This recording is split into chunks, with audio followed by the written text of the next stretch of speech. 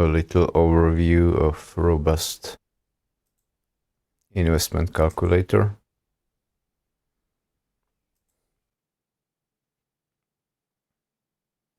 The most important sheet is the report details from due date, report currency, cost or market valuation, and pricing method for investments, and the taxonomies to include. Categorization of investment units. Then we have 4 different ways to input general ledger transactions with different granularity, but the main use case is bank statement. Let's try an actual example. There are like 20 sheets of bank statements here. So again, report details, unit values for different dates, action verbs. So an action verb is how a simple line in a bank statement is transformed into the general ledger transactions. It mainly defines the counter account and possible investment, profit and loss accounts. Let's run the report.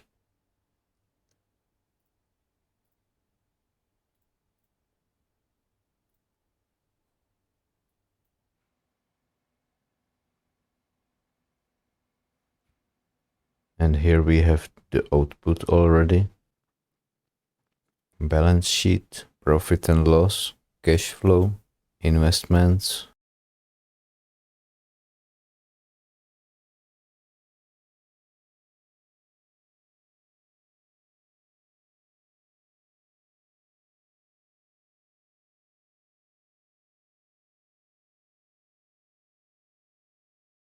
We can also view the general ledger in detail.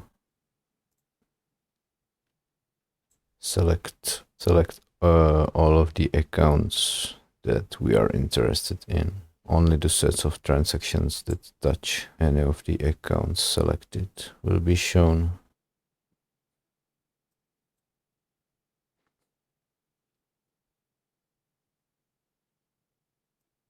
So what's going on here? We unselected all the accounts.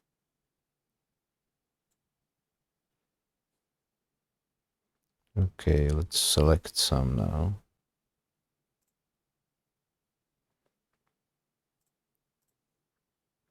And now we can review the transactions.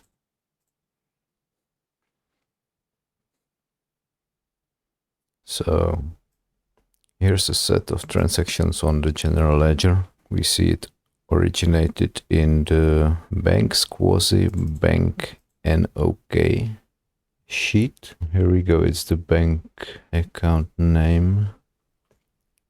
And we are looking at the transaction that happened on the 30th of June.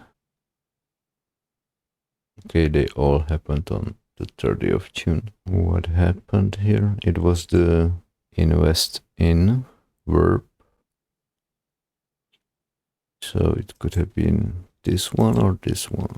And we traded 309,000 NOK worth of SG Issue SA NOK units. So this is the bank statement line that got transformed into these 2 transactions on this account.